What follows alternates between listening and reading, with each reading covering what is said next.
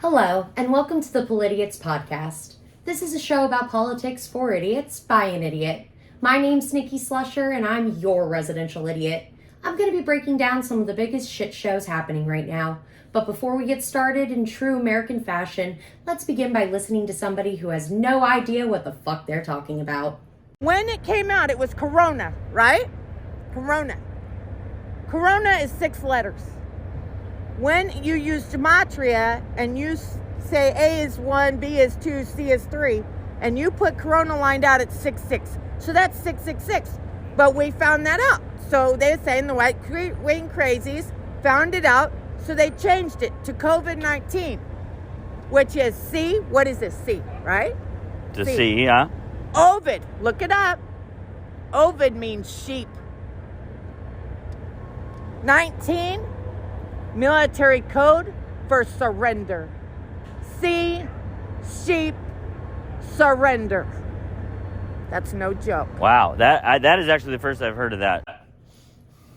I don't even know where to begin. This one really spoke to me on a spiritual level, and I think it relates to everybody at home who's listening, because don't we all have that one aunt that gets a little too sloshed at every event and is wearing some sort of America get-up gear, red, white, and blue, and just goes on about the craziest shit she's learned from Facebook University? What really is just a hoot about this entire thing is, if you're gonna go by her math, first of all, Corona does not equal 666, it equals 66. Otis is actually sheep. Ovid is poet. And by her standard, it's not about see sheep surrender. It is about 3 poets surrendering. This is exactly why we need to really emphasize math in schools these days. They don't even have the right numbers when they make up their own equation to these things. And it's the see sheep surrender has become the right wing's version of live, laugh, love over the last few years. And honestly, if these are the people that are supposed to be taking over the country and overthrowing it, I'm quite honestly not that concerned. They can't even do math.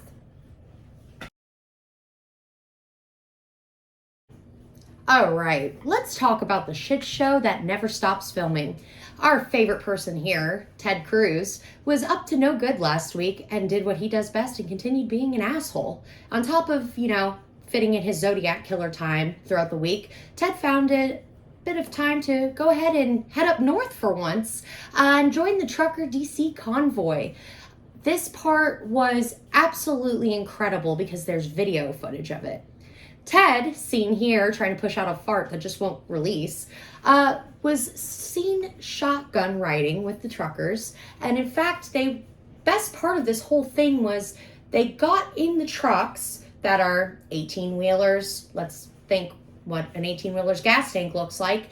And instead of, going to work and delivering things like truckers are supposed to do, Ted and co.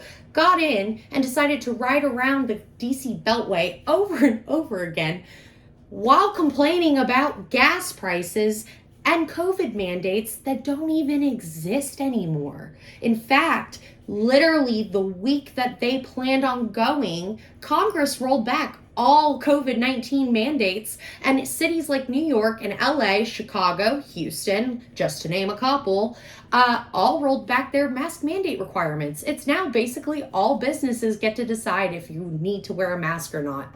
That is my favorite part, because then Cruz decided to get out and give a speech about freedom. And the whole irony in it that really rustles my jimmies with this is he screams about freedom and choices. However, it's a business's choice and a business's freedom to determine what their employees and customers get to do. Is that not what America's about? Is that not what the conservative party, like Ted Cruz, screams about all the time? It's personal liberties, freedoms, this and that. You know what's a violation of my personal liberty, Ted Cruz? Is the fact that you represent me and my constituents here us, the people of Texas, and your ass is up in D.C. all the time, not doing what you're supposed to be doing. In fact, you're complaining and going around talking about how highly suspect it is that Biden's SCOTUS nominee, Judge Jackson, didn't want to go get Cuban coffee with you. Well, I don't know, Ted. Maybe it's because she thought it might be her last cruise. For some reason, every time his last scene with you or their father, nothing good ever comes out of it. But I digress. Who am I? This man is the most obnoxious human being in the entire Congress, and the Democrats say it best. All of the Democrats will tell you, and I know this for a fact because I've worked with both sides pretty close enough to let you know that the Democrats like Ted Cruz more than the Republican Party likes Ted Cruz. In the United States, the entire Republican Party, on a national basis as well as in Texas for sure, and they hate him. That's how fucking much everybody hates Ted Cruz. But it's okay. He's a greaseball. You would think that he would at least, shave his beard, wash his hair, I don't know, maybe lose some weight. He wants to talk about everybody else and what they look like. Meanwhile, he literally looks like the guy that walks across near you during a traffic intersection and you lock your doors because you don't want him walking up and asking you for $1 because he's gross. That is Ted Cruz, everybody. That is my senator, and God help us all. I swear to God, he's gonna be gone in 2024, and he ain't gonna be president either. All right, and moving on to the next really cool guy this week. Rick Scott, who's usually as exciting as a dried up piece of toast, decided to stir up a lot of debate recently with the release of his 11-point Save America plan. And the worst part is, him and this plan are not even the worst thing to come out of the state of Florida. In fact, I have no words. I've seen a lot of stupid shit come out of the Republican Party in the last couple of years, but this plan is by far in the top 3. He literally goes on and says everyone needs to pay taxes to have some skin in the game. What? Isn't that exactly what the Republican Party is against? They want less taxes, lower taxes. And Rick Scott decides he's going to get on Fox News to talk about his plan. And he's saying people want government handouts. Meanwhile, this motherfucker was sitting up as a CEO and took $1.7 billion in Medicare as fraud while he was sitting as the CEO of a company that opened up a hospital. This was the largest Medicare fraud scheme that's happened in the state of Florida to this day. And this was before he was governor, because the reason he became governor is because Scott went and signed himself off a $300 million severance package and said, hasta la vista, and left. And yes, I know his company got convicted and there was no individual charges filed on Scott. But when you plead the fifth 75 times while you were CEO doing this, don't tell me you didn't know what the fuck was up. You can only plead the fifth if it prevents you from implicating yourself in something that you knew. And that's exactly what Scott did. The problem is this plan is just the beginning of what is to come. Rick Scott has sat and said, this is what Republicans are going to do if we take back the majority. And it's not just raising taxes on everybody. It's not just raising taxes on seniors and the lowest income in the country. These people that are in the 1/3 that don't even qualify to pay taxes right now. He wants to, and he said that in 5 years, they plan to sunset out Medicare and Social Security while raising taxes. And Marco Rubio said, I think it's good. And Ron Johnson from Wisconsin said, I think it's positive. Yeah, Mitch McConnell may have come out and said, this will never happen. This is not the Republican Party. We don't raise taxes. But here's a fact. Mitch McConnell is on his God's waiting room. That's where Mitch McConnell is. He is waiting for the Lord or Satan to call his ass home in the next decade. But you know who will not be gone? Rick Scott. Marco Rubio, Ron Johnson, if they don't lose their elections, they are not gone. This is the future of the Republican Party. Rick Scott sits as the National Republican Senatorial Committee chairman. This is exactly where they are going. And instead of helping people and lowering taxes, their idea is, let's bankroll on this and let's make sure everybody has taxes. I hope everyone's aware that if they sunset out Medicare and they sunset out Social Security, doesn't matter that we've all been paying as we've worked all our lives into Social Security. You're never getting that money, baby. You're never getting that money. This is a real big concern.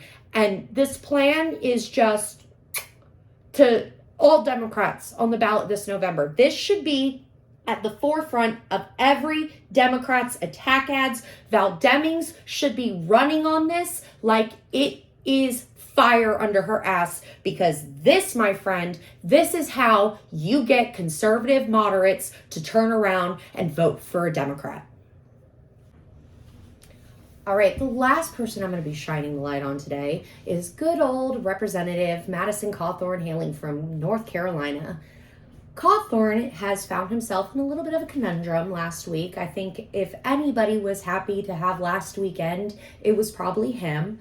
Not surprising. Cawthorn has found himself in a little bit of legal trouble, per usual. He is facing a revoked license for the second time in 5 years, along with 2 other driving charges for traffic citations. On top of that, a video surfaced out where Cawthorn was talking to some of his supporters. God, I don't even know how he has any, but apparently he had a couple. And he was telling them in the video, in a speech, how Ukrainian President Vladimir Zelensky is a quote-unquote thug, and he's pushing quote-unquote woke ideologies on Americans. He went on to say that the Ukrainian government is extremely evil, but never gave any insight onto what exactly it is that Zelensky or the Ukrainian government have done that is so evil besides pushing these woke ideologies.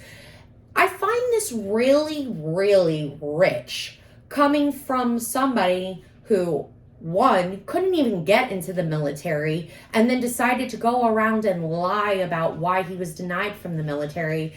2, somebody who gave a speech at a rally before the January 6th Capitol riot, who 3 is being sued by his own people and other Democrats as well in the state of North Carolina to say that he can't be on the ballot because of a law that North Carolina enacted after the Civil War against Confederates from holding office in the Union. I mean, it's just rich. This meatball, I don't even know where to start with him. He talks about Zelensky being a thug. Meanwhile, this guy idolizes fascist ideologies and literally posted on his own Instagram page his dream vacation to Adolf Hitler's house. I mean, what the fuck is this dude's issue? This is somebody who had a fake CrossFit competition from a guy named Todd that he met in a non-existent casino in St. Petersburg, Russia, after he took a boat ride of 18 hours to go visit, who set him up with his ex-wife, who he couldn't even stay married to for 9 months, but he's making women carry a baby for that long. I mean, it's just absolutely rich. If anything, I think we're going to see the end of Cawthorn coming up. This is somebody who he didn't get through school. His entire college wrote about how he's a sexual pedophile offender. I mean, this is somebody who dozens of girls, plus hundreds of students backed their statements and backed their claims that he would get these girls in cars and try to force himself on them. I mean, this is the most disgusting human being, and we've talked about a lot of them today. I cannot wait to see how the lawsuit goes against him. I cannot wait to see what happens with Cawthorn, because I'll say one thing. Madison Cawthorn doesn't stand for anything. And this is not a joke about him being in a wheelchair. This is somebody who is a Russian asshat. And I really am so excited to see his Q2 fundraising, because now that the ruble is worth shit, I highly doubt that he is bringing in any money. And I would be really, really surprised if he maintains his seat. And if he does, I hope the Democrat that is running against him asks for a recount and pulls the same bullshit that Donald Trump has, because this motherfucker has got to go. For our first Politidiot of the week, we actually have a three-way tie. Dan Scavino, Donald Trump's former advisor, decided to tweet out a picture this week of a couple that attended the Florence, South Carolina rally who wore t-shirts saying that they were having a Trump-themed wedding. I don't know who the bigger idiot is, so I've combined all three into a tie up here, but it's either Dan Scavino for being so embarrassing and congratulating this couple and encouraging this idea, or it's this couple who have decided to throw in their July 4th beers, barbecue, freedom bash with their wedding and kill two birds with one stone. I don't know what wedding planner is going to put this chick in a MAGA dress, but I would pay $1 million to be a fly on the wall at this event. It is the most cringe-worthy idea I've ever heard. And if you like somebody that much to make it your entire wedding theme, you want to talk about mental illness on the left. We need to enhance our mental health here in America, and we need to stop our friends from making stupid decisions like MAGA-themed weddings. Thank you so much for tuning in this week. Please make sure to subscribe, share, and hit the like button below. Also, make sure to check out the About section for the links to follow us on social media. Twitter is @Politidiotspod. My personal Twitter is @DarkLordSlush. And also check out my columns on the Ringside Report. See you next week. It says, Hillary sucks, but not like Monica. Hilarious. So we were talking about treating women with respect. It's an American ideal that we treat women with respect. You got to give me the back of that shirt one more time. That's too much fun. Trump that bitch! We don't even see the irony in it. I love it, right? As passionate as